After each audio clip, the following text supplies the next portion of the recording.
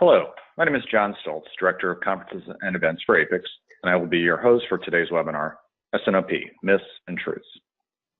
Pat and Bob will be speaking again at the APICS 2018 conference in Chicago on September 30th, discussing the topic, S&OP Implementation Challenges. The APICS annual conference is the premier supply chain conference, featuring exceptional content covering the end-to-end supply chain and dynamic speakers from some of the world's leading organizations. We're delighted to share such exceptional insights and learnings with the APICS community, and it is now my pleasure to welcome Bob and Pat. Gentlemen. John, thank you very much. This is Bob Stahl, and Pat's on another line. We're doing this webinar from 3 different sites, so technology has reigned, and we're there. So what we're going to talk about today, Pat and I, is myths and truths about S&OP. It's so popular, it's so much around, that everybody's heard of it, but not everybody understands it the way it needs to be understood. And what we hope to do today is make a few of the things a little more clear. But before we begin, we'd like to introduce ourselves. My background involved having spent now nearing 50 years in and around manufacturing. I started after a military tour as an executive trainee with a large corporation, and then I was promoted to schedules coordinator. That was in 1970, before any of this technology methodology existed. And at that point, I didn't do 2 things. I didn't schedule much and I didn't coordinate much. I just reacted to crises. But I left that organization to go to a smaller place where I could make a bigger impact. And with the help of a guy named Oliver White, I gained Class A success a number of years later as perhaps one of his very first ones, and learned a lot about this field and became pretty excited about it. I became an Oliver White associate in 1982, and then he passed away in 83, and I've been doing this as an independent ever since. I've worked with some of the best companies in the world. Today, I consider myself to be an executive coach for S&OP, an educator. I do teachings.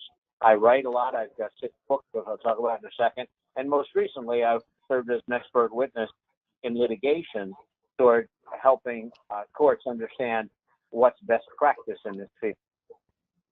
The 6 books I've written involve the area of the supply chain, 3 of which have been used for APICS certification, and they're translated, and I think it's in 9 languages throughout the world at this point, and they're still very, very popular, selling at quite good numbers. I've been an S&OP editor and analyst for the International Institute of Forecasters, their journal called Foresight, and today I consider myself retired, and that means I'm trying to make a difference, not just make a living. So with that, let me ask Pat to introduce himself. Hi, I'm Pat Bower, and at first I'm honored to be on the call with someone of Bob's stature. It's sort of amazing to have such a thought leader and icon in the world of S&OP on a call like this.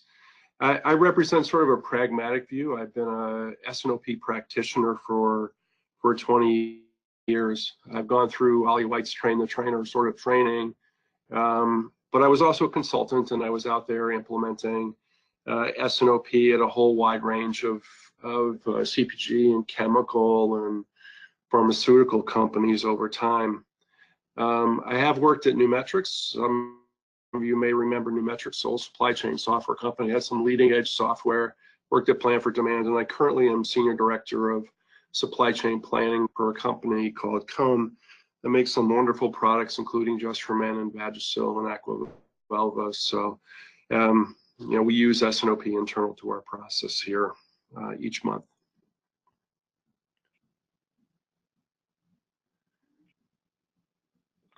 Thank you, Pat. And where we're going to start is with an agenda, and Pat, you may want to talk about that just a little bit. Sure. So the characteristics, we're going to talk a little bit about what the basic characteristics of best practice are, and then we're going to continue to go through a couple topics that seem to be out there today as sort of mythology or truth or somewhere in between, and hopefully between, you know, Bob's immense theoretical expertise and some pragmatism on my side, we can draw a line through the middle. There's always some sort of confusion around whether you know what S&OP is. There's lots of different naming conventions. There's top management's hands-on participation. What's the right level for that? There's a lot of conversation about the cadence and the planning cycle within S&OP. Is it monthly? Is it weekly? Is it quarterly? Is it somewhere else? There's always some bit of confusion about product family and the market-facing focus that S&OP is supposed to have. And as we continue along, there's going to be a bunch of discussion around disagreement, whether it's intrinsic inside of an S&OP process. You are hopefully creating some positive organizational tension, and whether it meets the company's strategic imperative. What I'm going to do is start that agenda by talking about making sure we're all on the same page terminology-wise. And what we're looking at here is a basic slide with 4 fundamentals in front of us: demand and supply, volume, and mix.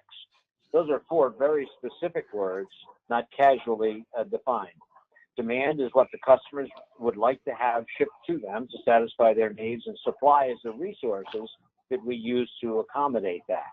Keeping those 2 in balance is what this whole issue of managing the supply chain is all about.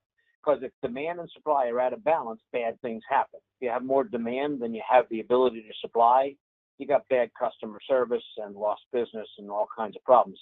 The contrary is not better, it's just different. And that's where you have more resources, inventory, people, equipment, than you have demand coming in, customer orders.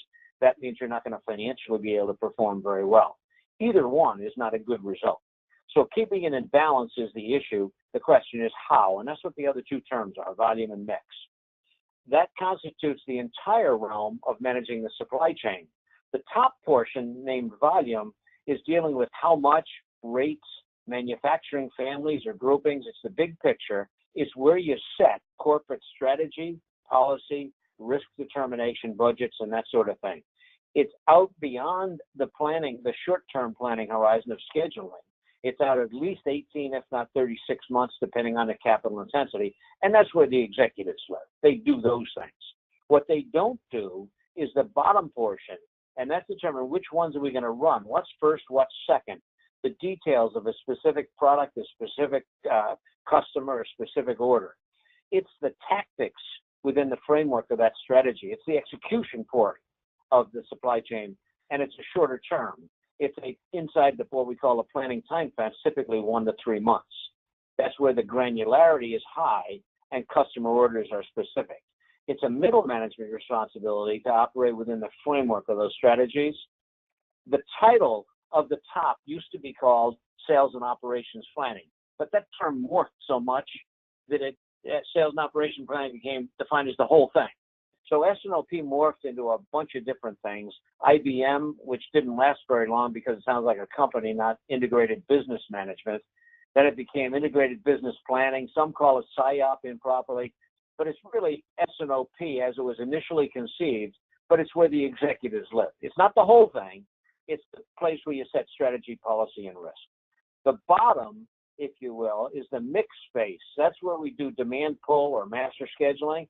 And what we're trying to do is get reactive behavior there, predetermined to be done routinely. The way you do that is by proactively seeing the big picture, getting conditions set for success so that you can do the routine things in the bottom routinely. The conditions for success are set in the top portion of this. Planning is what you do in the top. You don't make it happen up there. You prepare to make it happen and set those conditions for success.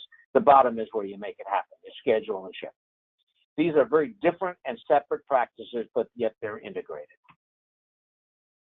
There is typically a 5-step process associated with this. Now, there are various versions of that, various names for it, but the first 4 steps are getting ready for the executive meeting, which is where you set policy, strategy, and risk, if indeed necessary to change from the last month's cycle. The heavy lifting in the process is done in the preliminary steps. Much of the decision-making is done during that process within the framework of existing policies and strategies. And where it can't be, you have an executive meeting which sets new policy and strategy or reconciles unreconcilable differences among the parties that are playing a game. You end up with one game plan that serves everybody's needs, or what we call the one set of numbers, not a single number, but a set of numbers, and it iterates in the monthly process. It kind of sets the rhythm for the planning cycle. It's a defined, disciplined rhythm to the process. It's a multi-step process defined in APICS, as a decision-making and authorization meeting. Think of S&OP as it might be the keystone. It's key to the supply chain process, but it's not all of it. Think of it as the keystone in an arch. It's not all of it alone. A keystone does not make an arch, but without a keystone, nothing else can happen. So that's what S&OP is. The real challenge with this is not learning the logic. That's simple. It's only arithmetic. The logic is not the challenge. It's changing the way you behave or the way you organize and reconcile conflict and differences of opinion. That change is causes the difficulty. From a gal named Laura Cesari a number of years ago, she's a research analyst. She concluded from her research that those that succeeded with S&OP at a high level of proficiency, 60% of the results came from behavior or culture change, 30% from a clear process definition and a high discipline to it, and 10% was from technology. So many think that S&OP is a technological challenge. It's not. It's an exercise in simplicity and behavior change. It's getting the full cross-functional buy-in from all the people that says, this is the way we're going to do things, and we do it that way every time. It's not doing what you do better when you do it effectively and efficiently and to authentic practice. It's doing things differently than your experience and different than often intuitive nature leads us to believe. It's counter-experiential and counterintuitive. It creates discomfort because of that change. Discomfort means this isn't the way we're comfortable doing it. It's different. Those that succeed work their way through that discomfort by having a low-risk path, and we'll talk about that in a while. A low-risk path of success that says we're not going to risk the farm. We're going to learn gradually and then expand our experience. Pat, you might want to talk about these issues. Well, so there's this notion that S&OP appears to be a hot, confusing mess. And some of that's built around this whole notion of all these different naming conventions and platforms and number of steps. And I can understand why there's some confusion. Bob, if you can build out. There are many flows, different conventions, as I told you, IBP and S&OP. You know, what's the real fundamental difference between them? The truth lies somewhere in between. It's only a problem if you allow it to be. In my company, we refer to the S&OP executive meeting as the SEC meeting. It's Sales Estimating Committee. It's sort of legacy language that's used, but we're running an S&OP process. What is real is that all approaches to S&OP have some common themes. You're going to do a great job at demand consensus, which helps you do a decent job doing demand and supply balancing, financial evaluation, some engagement of leadership in all the decision making, and then focusing all of those decisions and plans on reality. And the more reality based, the better. And as Bob has pointed out, and will continue to point out, that while you can talk about the procedural steps, this step after that, this process step after the next, what S&OP really is, at least 60% of it, according to Laura, is about the behaviors that you engender in the process. So revisiting the same slide that Laura said, that Laura had, everyone sort of sits back and says S&OP is a behavior-driven process, followed by process from there. So what does everyone try and have in common? The first and foremost is that you want to have an agreed plan. It's a single plan. And what Bob mentioned was an interesting subtlety, and you really had to get into the words. It's a single set of numbers. It could be a range, but it's not necessarily a one number plan. It's a long-term view. I always look for a minimum of 18 to 24 months. Other people look for 36 more. It's making the future familiar, whatever you're planning.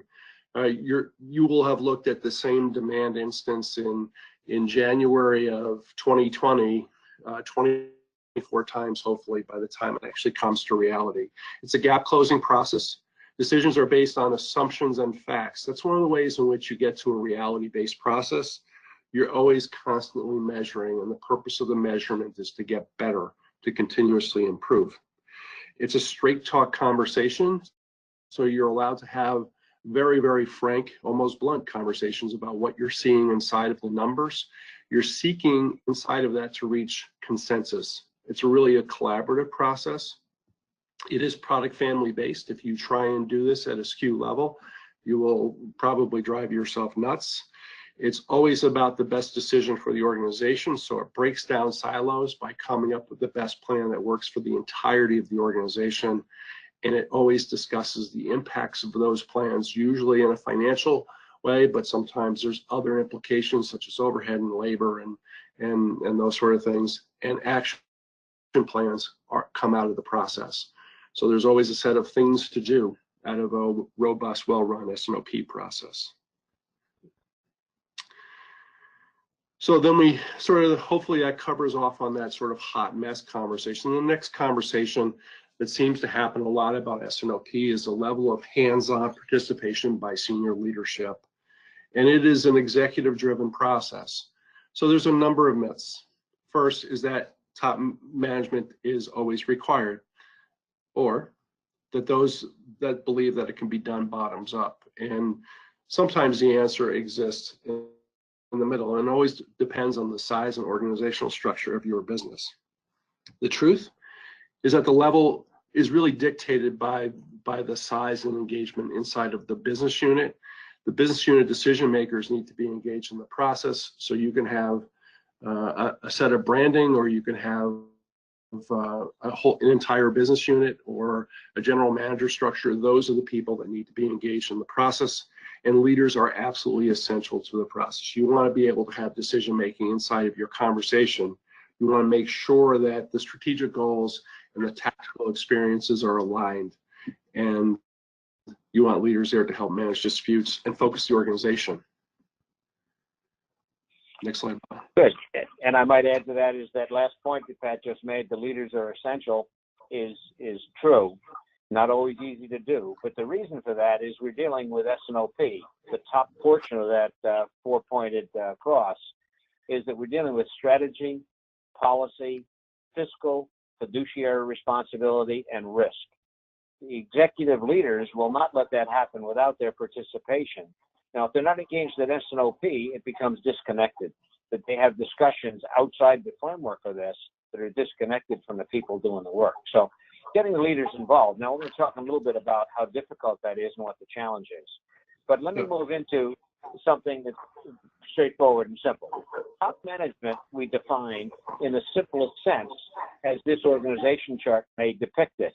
Now, your company is not quite this simple, neither are most. Every company is a lot more complicated today than this simple visualization of responsibility. But the functions within a company are demand, that's called sales and marketing often, operations, that's supply, the financial people who evaluate and measure how we're doing financially, and last is the new product introduction or research and development. Those four functions report or respond to an executive. Now, most companies are not that simple.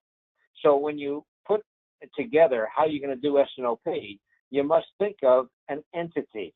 And an entity is a geographical area where demand and supply principally align. That might be considered to be 80% or more. That area, that entity, is then managed holistically, that's by leadership, with demand, supply, and fiduciary responsibility with authoritative decision-making power. Now, that's what I was trying to express here. Those four responsibilities see the business differently, but the executive in charge, the president, or whatever that title is, has authority to reconcile differences between the four if they can't be done collegially. So what I'm going to say is that when you put together an executive S&OP effort, you have to say, who is the single person responsible for the demand side of the business for this entity? Who is the person responsible for the supply side? That would be inside manufacturing and outside procurement or outsourcing. Who is the person that deals with the revenue challenges of predicting the future in financial terms? And who is the technical person that contributes to making the process and the product? And then who is the person with the authoritative decision-making authority above that? These people, these five people, need to be hands-on with the executive S&OP process. Not only the operation, but the design and the implementation of it, because it's their system. It's not a supply chain thing, it's a business thing. The reason for that is what we've stated. It's stewardship. They are the managers or the trustees of the financial and service success of the corporation. It's sustainability, if you will. Its ability to continue. They are the stewards of that. And through this process is how they lead, that they guide and command through this process, policy, strategy, and set the conditions under which execution takes place. Done properly, however, let's make sure we understand that this group of 5 players doesn't take forever. It takes between 1 and 2 hours a month. That's not the time for the whole process. It's the executive engagement with the proper homework being done prior to that. The 5 steps we talked about exist always within an S&OP entity. Many companies, however, have multiple entities. They have an entity A for one SBU, strategic business unit. They have an entity B. They may have an entity C. They may have a 4th one. Each of those are somewhat standalone with decision-making power within the framework of corporate policy. And in these instances, then there's a step 6, global consolidation, and a step 7, which is a global executive meeting, which might be once a quarter, not necessarily once a month. There are words in the literature, in the how-to handbook that we've written dealing with this whole thing, if you wish to refer to that. Now, let me ask Pat to talk about his experience within the pragmatic organizations he's been part of, how they dealt with it. Pat? I've been in many, by the way, Bob, that last slide that talked about the different entities and the roll up into the global is really an important slide, because people struggle with S&OP, and especially if they're implementing it, what should the organizational design of the S&OP process look like? And this is such a smart slide that helps illustrate that. Inside of, if you go to the next slide, Bob, inside of my company, there's a chairman and a CEO, and the chairman and the CEO of the organization actually participates in the S&OP meeting, and there are multiple business units that participate inside of that conversation.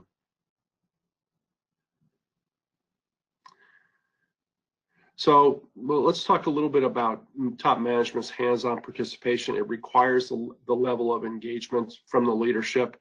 The leadership engagement will differ depending on your organization, and the leaders of the business are the owners of each process step meeting. Sales, as Bob pointed out, leads the consensus and demand review meeting.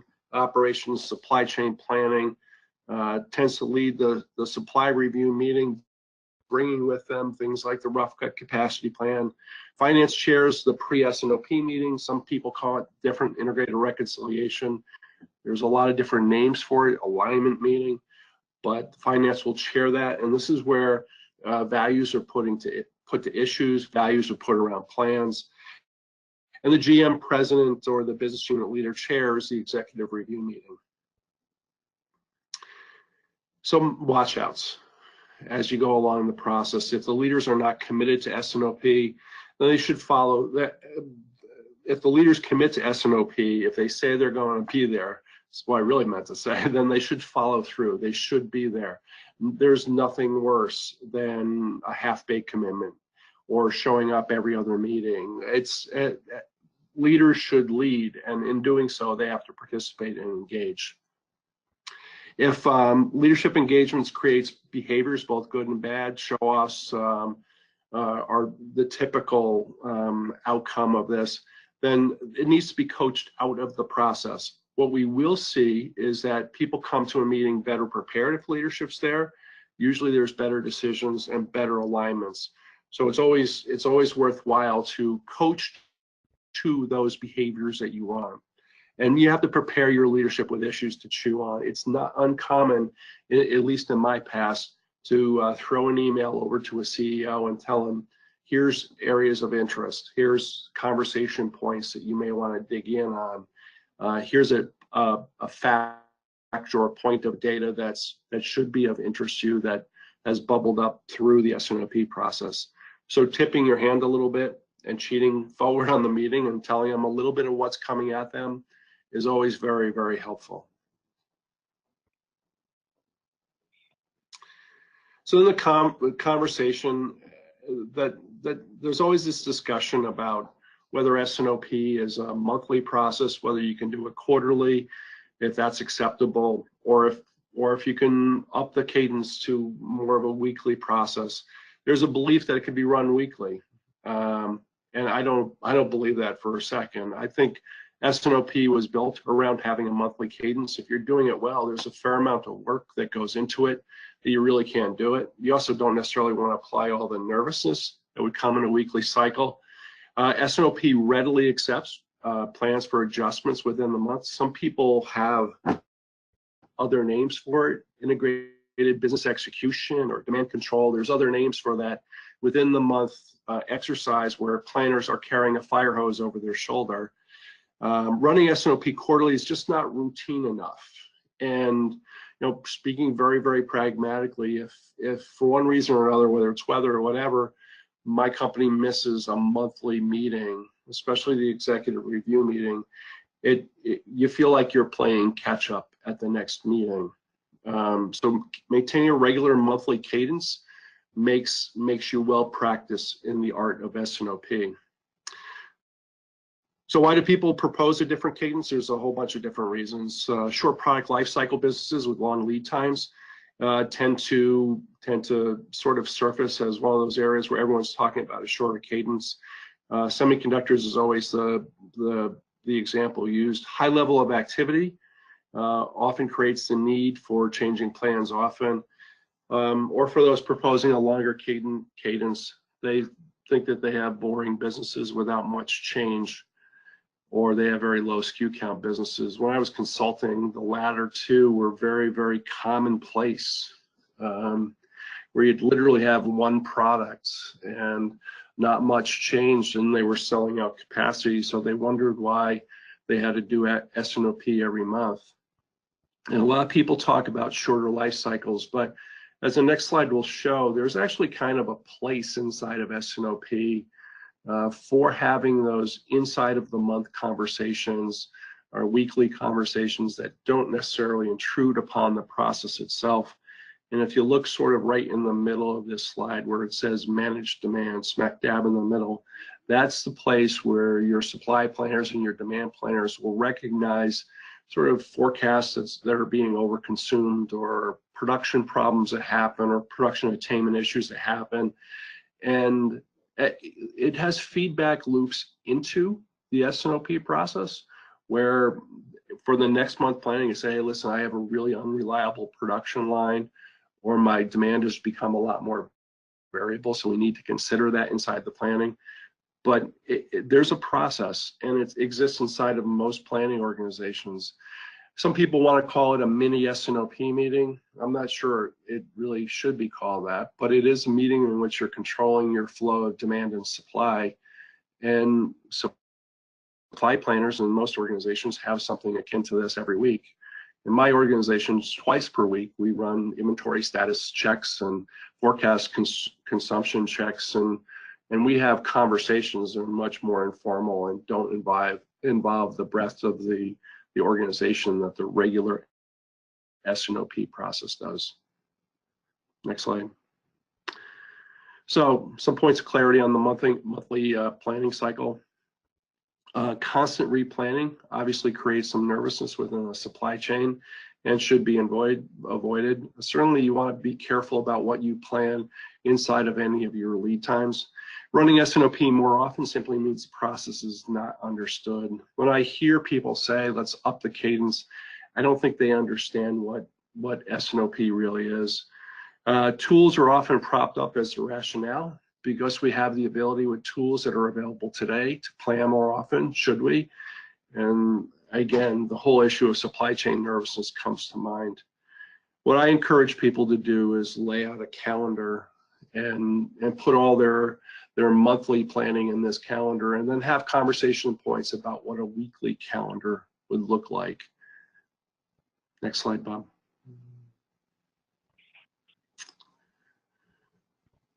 Yeah, when we're talking about S&OP, as Pat points out, the nervousness is a symptom of something fatally wrong. that says we need to change our policy, our strategy, and our fiduciary responsibilities more often. If that's the case, the S&OP process is not setting conditions for success. It's kind of just ignoring it. It's an administrative process. It's not affecting much. You need to create some firm stability in the area of policy, strategy, and fiduciary responsibility so that execution takes place within that. Now, there's mixed issues. Ship this SKU instead of that one. But changing the policy, strategy, and fiduciary budgets more than once a month becomes fatal, becomes futile. So what we're talking about here, when we talk S&OP, we're talking about aggregates or groupings of products. We're not talking about specific customers. We're not talking about specific products. We're talking about specific groupings. And there's a myth that says it doesn't matter how you group the product as long as it's logical. That's not true. The truth is families need to be grouped from the get-go that allow for best forecasting, that allow for the projections to be tracked to leading indicators that are market-based. Converting that projection that's market-based into resource requirements through simplifying assumptions is a mechanic. But we must have groupings that are market-facing. That's the title of this slide. And what I want to do is spend a little bit of time talking about that. But first, let's understand that the word family is used in two completely different contexts. It's the same word, but totally different meanings. What we're talking about here is an S&OP family, which is an aggregate grouping of products that are similar in the way that customers or markets view its use. These families are used to develop reasonable, credible, and fully transparent forecasts based on market trends and patterns, groupings, and are tied to extrinsic leading indicators. Now, our folks in the lean community also talk about families, but they're product families. They group based on products about how they're manufactured. They're produced on the same or similar resources. This is often called a value stream. The word family in this context is very different than the word family in the S&OP context. The conversion of market-facing or S&OP families into synchronous flow lean stream is done through simplifying assumptions. I'm going to talk about that in just a second. And what we end up with is the process known as S&OP really does establish the tack time for those in the lean community. Why product families? It's a common language that allows two people on different sides of the equation, demand and supply, to get together in their determinations of what do we need and when. It's supply thinks about resourcing where the demand thinks about the product and its markets. The terminology is very different. And what S&OP creates is a means or a mechanism or metaphor to quickly convert demand projections, sales and marketing projections, into supply terms that can be well understood. Those product families are bridged through a common language, and I'm going to explain that in some detail right now. Let's first talk about, in more specific terms, a market-facing family. I said in the definition, it's that grouping which allows for best forecasting. Let's talk in terms of we have a product, we have markets that product serves, and we have customers within those markets. Let's use an example, a fire retardant chemical. It's a chemistry of compounds and things that help reduce flame, that slow things down from burning rapidly or burning at all. The markets that a fire retardant chemical is used in is certainly automotive. Now, they use plastic or resin, they use fabric or vinyl, they use oil and petroleum, but they use several chemistries of fire retardant chemicals within the automotive industry. Now, the furniture industry also uses fire retardant. That would be for cotton, for wood, for metal, or whatever it might be, but they use fire retardant chemicals in the furniture industry. In the electronics, flat panel TVs, cell phones, they also use fire retardant chemicals. Construction, and there may be many more. Now, it's clear that those markets may not be behaving in similar fashion. In other words, automotive could be flat while furniture is on a decline and flat panel retrofitting of flat panel TVs is on the rise. So they could all have very different trends and patterns and market projections. If you put them all together, you lose sight of any of that. Now, obviously, within each one of these, there's a set of customers as well. Here's what we're trying to do. We're trying to create a grouping of products that allows you to do best forecasting. markets can be tied to extrinsic leading indicators, whether it be GDP, whether it be automotive sales, whether it be personal disposable income, whether it be consumer confidence, whatever it be. And the grouping that most serves to that is called markets. In other words, automotive may have a projection of the chemicals used in that industry are not growing, but they're maintaining. In electronics, they're growing sharply, and in construction, they're declining. They could be very different patterns. And how do you determine how much you need in volume for fire retardant chemicals? You must look at them separately and then arithmetically determine the difference. I'm going to talk about that in just a second. If you try and forecast by fire retardant chemicals and mathematical modeling, what you get is a muting or a disguising of any of those trends and patterns.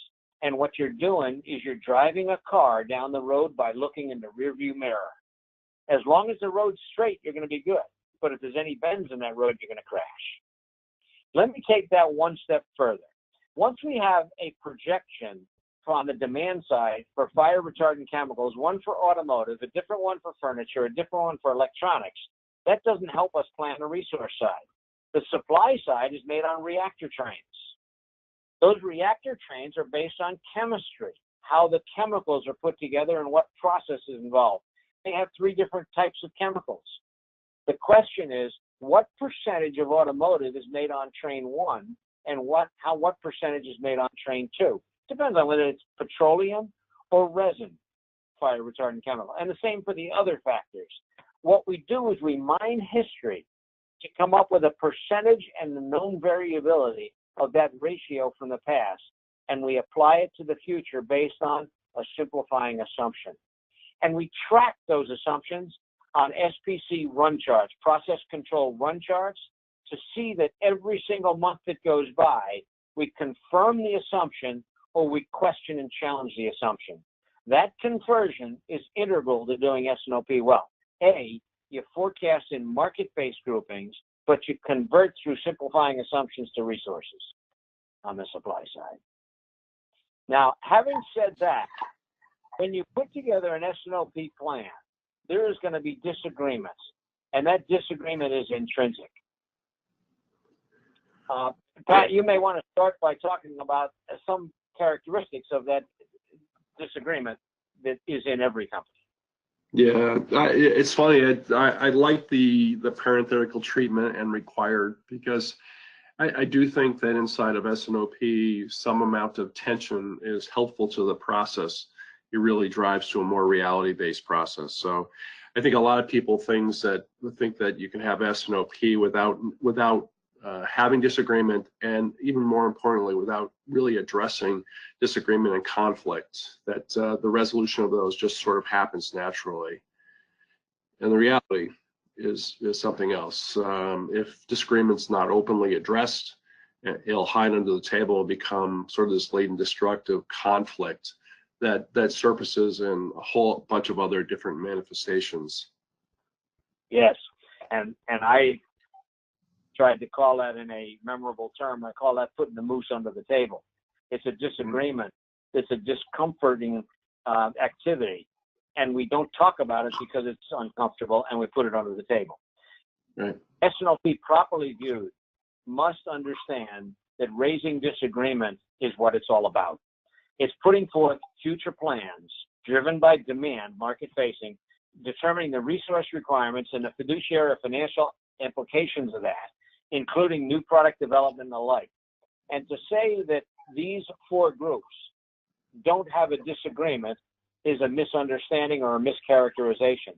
By definition, they each have a different prism by which they see the business, and that disagreement must be surfaced, and what S&OP is a process that raises and defines that disagreement so that it can be reconciled, not to become lasting conflict, and come up with that one set of numbers that represent the game plan that everybody buys into.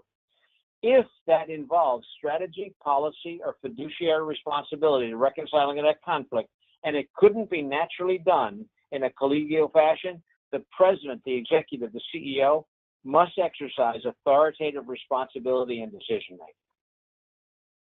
Success with S&OP, if you will, not only allows disagreement, it requires. If you don't allow the disagreement, it'll be put under the table and not reconciled, and it'll continue to show up time and time again. Disagreeing without being disagreeable is the characteristic we're looking for. That was first authored by a guy named Everett Dirksen, a senator who said that on the floor of Congress. He said, we have to learn how to disagree without being disagreeable, and we're still in that process of learning how to do that.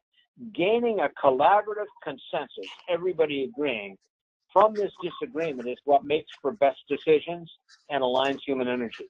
Keeping in mind that it's not a democracy, you don't get votes. If you can't come to a natural agreement based on a conversation and a collaborative consensus building conversation, authoritative management must decide. Without a comfortable process for raising and reconciling that conflict, that moose will be kept under the table. I worked with a guy a number of years ago, a guy named Stuart Levine, noted in the bottom there. He wrote a book called Getting to Resolution that a friend of mine pointed out, and he and I then got together and we worked with 3 separate companies with his methodology for getting resolution. And he is a JD, that's a Juris Doctorate. That means he's a lawyer. He doesn't practice law. He said he's a recovering attorney. He teaches conflict resolution at Cal Berkeley School of Law, but he doesn't practice law anymore. He says lawyers don't resolve conflict, they create it. But I learned from him in working with him that disagreement has substantively 2 parts: the issue over which you're discussing, and then the emotion or the baggage, the people part that comes with that. Disagreement becomes lasting unresolved conflict when both parts of that are not effectively addressed. The discomfort of getting the emotion on the table as well as the issue is why it's challenging and difficult. But if you don't do it, you don't really resolve the disagreement, and it becomes latent conflict that shows up again and again and again. Lasting conflict resolution must deal with both elements. Doing that effectively, I have found, and working with Stuart, we found collaboratively, that where there's a will, there's a way. If you have a motive to say we're going to do that, we're going to learn how to disagree without being disagreeable and gain resolution based on both components, the substance and of the issue and the emotion. If you don't have a motive, you won't find a framework. But if you have a motive, you will find a way. There are lots of people who provide frameworks for that. Stuart's one, but there are many others. All of the clients that I have that succeed at high levels learn how to do that one way or another. Top management's role, in part, and that's why they're integral to this process, is creating a culture, an environment, an acceptance that we're not going to put the ugly moose under the table, so we can get it on the table to resolve that disagreement with proper policy, strategy, risk assessment, and performance measurements before it becomes a day-to-day crisis. Characteristics that make S&OP operate at its best. It's a cross-functional, collegial, collaborative, consensus-building mindset, and that's what the first 4 steps of the process provide. However, let's understand that holistic ownership says that it's not a democracy, and that if we can't come to agreement through those first 4 steps and align human energy, that those alternatives are presented, and we have an authoritative decision that creates one set of numbers, and that's the executive meeting. It's very important that we view the implementation of S&OP as a strategic imperative. Now, a strategic imperative says these steps are not something we're doing today, but if we did, we would gain a competitive, lasting advantage over our competition. A strategic process works and sustains competitive advantage. The characteristics of an effectively well-functioning S&OP system are that it's comfortable, it's relaxed, and it's fun. However, serious decision-making is at hand at the same time. All departments understand that disagreement is not only okay, but necessary, and they explain and listen well. As such, conflict resolution brings about positive, not negative energy, not discomfort. People have learned how to do that disagreeing without being disagreeable. People have a defined set of disciplined, cross-functional practices within which everyone begins to see the business through the other person's eyes, causing them to realize it's a team sport, and the end result is that we get people working together. And when we get people working together, you can achieve things not before possible. Pat, as a pragmatist, you learned some things as well. Well, it's funny, Bob, because as a consultant, I would walk into people doing S&OP at various levels of maturity, and the processes that were the least mature also had the most conflict. And I think conflicts because people aren't listening. There's not a lot of fact basis. There's straw man dialogues inside of it. There's an awful lot of opinion versus facts being offered. People are unempathetic to each other. They don't actively challenge facts and really dig into what's going on. They focus on what's not important versus what's important. Bob, you mentioned so much about the emotional engagement in it. And, one of the things that I've always cautioned about is when you start putting metrics into an S&OP process, you have to make sure that everyone knows what they are and how they're being measured, because nothing creates more conflict than metrics, at least in my mind's eye. And focusing the groups on staying intellectually honest and consistent, I think, is incredibly important. I talk an awful lot about active challenges, and active challenges to me are the ability to ask a question that's a fact-based questions without opinion. So can you help me understand why we've been tracking at a -5% and our forecast is +10? It's a fact-based question that's very, very, very specific, and it allows the conversation to shift from something that's emotional to not. So with that, we have to talk about the strategic imperative associated with S&OP. And the myth here is that S&OP is a process focused on tactics, and it's or in the alternative, it's only for strategic discussions, and it sort of falls somewhere in between. It's often said that leaders can lead the discussion towards tactics, and sometimes strategy doesn't become part of the conversation because it's either hard or the strategy isn't necessarily clear.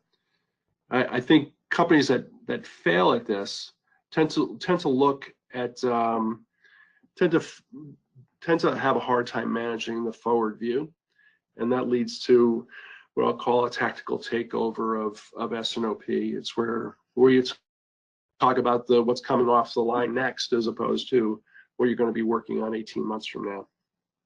Yeah, and what I would add to that is, or just my comment is that if it's not doing its proper job of setting strategy, policy, and with good, stable financial goals that are achievable in a routine fashion, what happens is you get the firefighting. And when the firefighting creeps into the S&OP process, you have failed. It's not a process of how to fight the fires better. It's how to prevent the fires. So, hey, Bob, every time, Bob, I listen, I have my ears as an S&OP leader wide open to anything I hear interorganizationally about the strategy of the company. And that's what a good S&OP leader has to do. They have to keep their ears wide open for those strategic directives, and then see how that relates to the S&OP process that they're running. Yes. Yeah, well said, Pat. Now, I want to make sure we all understand what we're talking about when we say a strategic imperative. Here's what it is. It's something that we are not doing today, either by choice, by capability or competency, or by circumstance. We're not doing it today, but if we did, we would have a sustainable competitive advantage. That's what a strategic imperative is. That's what you should be working on as a company, to say, what is it we don't do today, but if we did, would give us a sustainable competitive advantage. Ironically, doing executive component to S&OP, that which we're talking about here today, is in and of itself a strategic imperative. But here's something that's true about strategic imperatives. I take this from a Harvard Business Review article a couple of years ago, and every so often the Harvard Business Review does have real milestone articles. This is one of them. This guy, Roger Martin, he teaches up in, I think it's in Canada at McGregor, but I'm not sure of that. But he said the big lie of strategic planning is this, that executives know that strategy is important, but almost all of them find it scary because it forces them to confront a future they can only guess at. Thereby, strategy making is uncomfortable. He is fundamentally saying that strategic planning is an oxymoron. He's saying when you're doing a strategic determination, an imperative, you're pursuing one, you must reconcile yourself that you are going to feel uncomfortable. You can't have a comfortable plan. The strategic plan is an impossible thing. A plan is the absence, is the antithesis of a strategy. It's uncomfortable. And if you're going to succeed with a strategic imperative, one, you must keep it simple. S&OP is about as simple as it gets, but it's difficult. Don't think simple is easy. Don't look for perfection. It's not 3 decimal places and all that sort of thing. It's getting in the right church, not necessarily the right pew.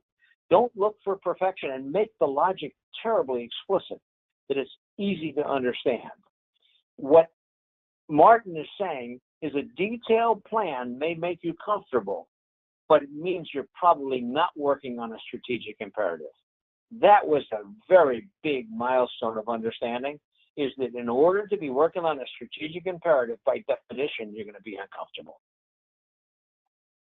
Why S&OP departs from its strategic roots is something Pat and I want to talk about. Well, I think there's a number of reasons why it departs. I think it ends up reactive because people are out there trying to solve everything on a month-to-month basis versus reaching out into the horizon to make it more tactical. And I think this is one of those things. Booz Allen has a quote: "A fresh look at S&OP. Traditional S&OP starts by developing long-term strategies and policies, but often ends up primarily reactive in response to the crisis, which managers try to resolve on a monthly basis." So we kind of live crisis to crisis a lot of times out there, and that sort of diverts you from thinking about the strategy. And you raised a really good point, or I guess Roger did, Bob, that people are uncomfortable pegging a plan, pegging a strategy for any long distance in the future. It's a hard thing to do, and people don't do well in uncertainty. You have to get past that. You have to find a way to reconcile that internally. Strategic decisions have long-term impact, and tactical decisions are really meant to help implement that strategy. And without a strategic focus, S&OP loses its reason for being. And I think that's S&OP is a strategic process, and I think people wrong place tactics all the time. And one of the best ways I can see to add distance or strategy into the process is to put distance in the horizon. To wrap things up just a little bit, is Pat and I have been talking about this thing called S&OP, or whatever title we want to call it, but it's the executive portion of managing the supply chain. It gives top management their handle on the business. It sets proper strategies, policies, fiduciary risk, budgets, and et cetera. And what we're fundamentally trying to do is satisfy the 3 constituencies of the company. First is certainly the owners with profit and financial income for their investment and risk. Second is customers with a product that satisfies their needs of a performing activity, of a part of material. And the last is the employees. That's the people that work there, creating an environment that's conducive to growth and change. And that includes the suppliers, the community that you live in, the country, the planet, whatever, all of those things. But if you don't satisfy all constituencies, you will be short-lived.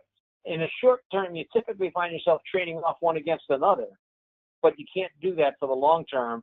And what we're trying to do with S&OP is get out of that trade-off mode. The natural force among these constituencies is centrifugal. That's with an F. It's like a centrifuge that's spinning apart.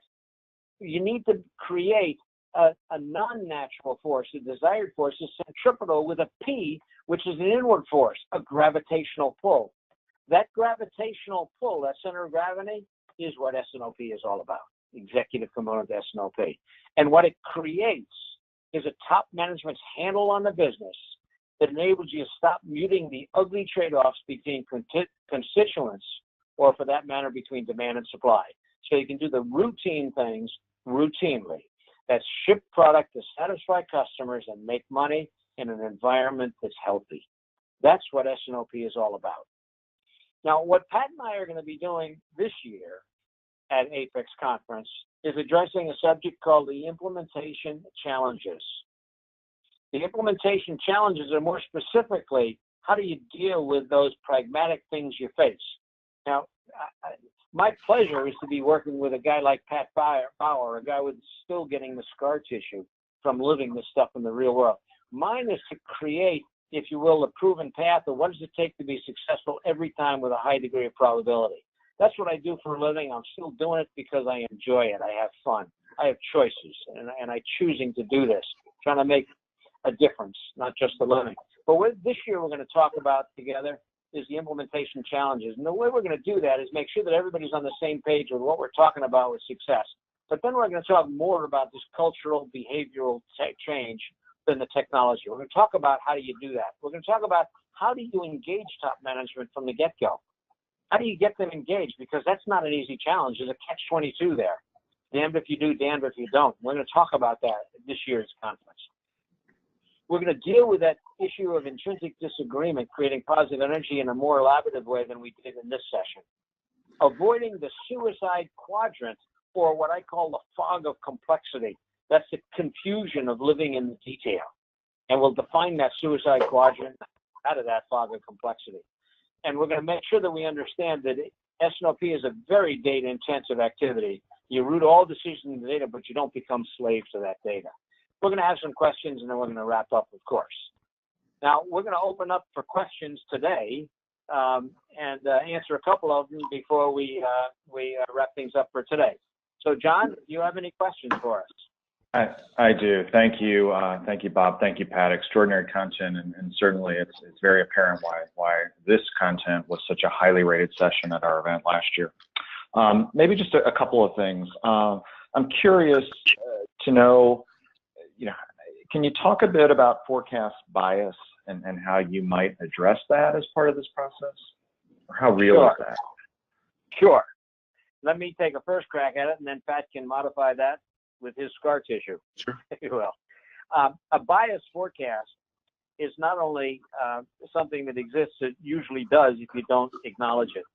I define a bias forecast as a forecast that's wrong on purpose, not with ill intent, but intentionally. That says that the variability, the error, is constant and uniform in one direction. You always miss the forecast.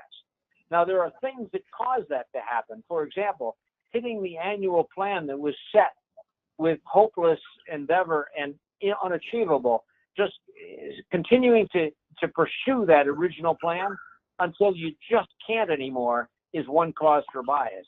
It says we will continue to just regenerate the original plan. That's a bias. No, each month you got to look at what are the variables, what are the issues, what are the new pictures we see, and update the forecast and then make a responsive change to it. A biased forecast is unacceptable. A variable forecast is inevitable. In other words, the forecast is going to be wrong, but it needs to be nominal. Sometimes you're under, sometimes you're over. If it's always wrong in one direction, there's something causing that, not with evil intent, but you've got to get at what's the cause and get rid of that cause. Pat? I love this topic, and when I was out there as a consultant, forecasting bias was one of the biggest challenges that I faced. Let me tell you what we do here. The very first metric that we put up in our executive review meeting is a measure of what we call problem items, and those problem items are those items that fall outside of normal forecast error thresholds, plus their bias. They show a persistence of bias.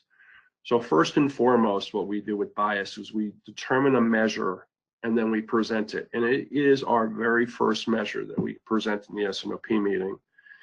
The second thing that you do with it is I sort of spoke a little bit about continuous improvement. You use all those techniques that help you root cause to try and determine root cause on any biased items. And sometimes it's just marketing being overly aspirational. Sometimes someone fat-fingered a statistical forecast, a judgment on top of a statistical forecast. There's a whole bunch of reasons for it. But to really get into the root cause and figure out, that's how you really figure out how well you're forecasting, how good the process is. Yeah.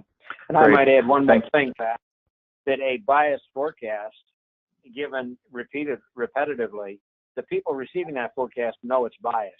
And what they begin to do is discount it and come up with their own forecast because they can't believe that one. And now you're moving very far away from one set of numbers. Everybody's got their own numbers, and you're not creating this sorts that. You're absolutely right. You get all sorts of bad hedging behaviors and odd dynamics because people don't believe in the forecast, and that will happen from marketing to inventory planning to production planning. Sure. And a biased, bad, improper forecast, the mantra is fool me once, shame on me. Shame on you. Fool me twice. Yeah, that's why you root cause it. Yeah, that's why you root cause it. You really try and figure out what's the cause of it. Person is it a tool? It requires effort, and we make it. I don't want to say it's the most important metric because our most important metrics are customer facing, but it is probably our most important internal metric, a measure of our own process performance. Got it. Another question then, in the presentation, you touched on risk management and how that kind of fits into the overall process. But I'm curious to get your thoughts on how and where would what if capabilities fit into the S&OP process as part of that scenario planning. Sure. I'll take a first crack and then let Pat add his experience to it. Is that typically the implementation of S&OP comes in three distinct phases. Phase one is let's make sure we apply the principles and concepts in our environment with the mechanics in a very fail-safe environment in parallel, so we get up the learning curve of pragmatic understanding. The second is cut over operationally all of our company products, families to S&OP and get them mechanically working so we do gain numeric balance based on families and such. The third phase is what we call full financial integration. And that's creating from the S&OP data, coupled with data from other sources, pro forma P&L and balance sheets, so that you can project the future into the future, 24 months, what the future will be financially. And then you can go through what if the demand softens? What if we have more costs on supply and procurement? What if this changes? We can then put those what ifs in and run them through the operational mechanism and come out with a pro forma, updated pro forma P&L and balance sheets. That's a mature ES&OP user that does that. But you got to get through the mechanic first, then you get to that risk management where S&OP does all kinds of what if analysis. Pat? I think risk management is one of the hottest topics out there right now, and the application of it to S&OP it's so embedded that I think people forget that it's there.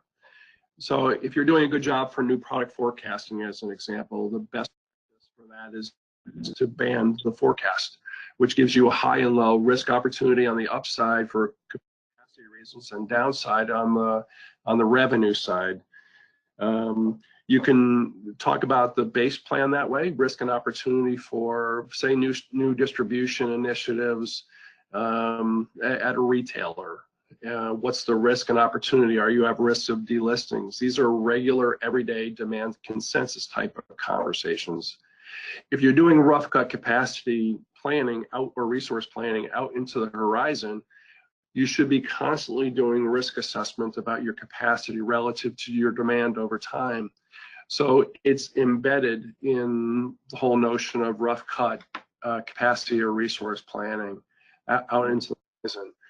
Inside of all of that, as you assess and bring all of that into your pre-S&OP meeting, you're risk assessing the cost and value of all those potential risks and opportunities inside your plan. So it kind of happens everywhere. You can say that the executive review meeting is another place for services, but that's where you get some strategic direction back into your supply chain that may say, hey, listen, how about we plan or think about this going forward? And this may be, well, what happens if our competitors gaps out, or what happens if we grow our volume 20%. And those are the right type of strategic conversations and feedback that the executive review meeting should be given to the balance of the supply chain organization. So I kind of listen to a lot of the conversations around risk management, and it exists pretty much everywhere inside of S&OP. It's kind of a cool thing if you put it in context. Great, thank you. Thank you, Pat. Thank you, Bob. Again, appreciate your sharing your time and insight, knowledge with the APICS community today. We do look forward to seeing both of you gentlemen as well as many others at the APICS 2018 conference in Chicago, September 30th through October 2nd.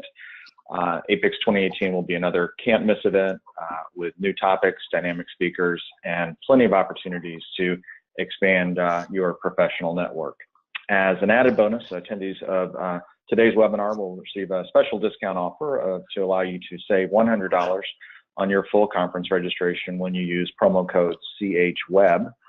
We do hope to see you in Chicago. Please visit apicsconference.org for more information and to register. This concludes today's APICS online event. Thank you for participating. All content and materials included in this APICS online event are the property of APICS and are protected by the United States and international copyright laws. All rights are reserved.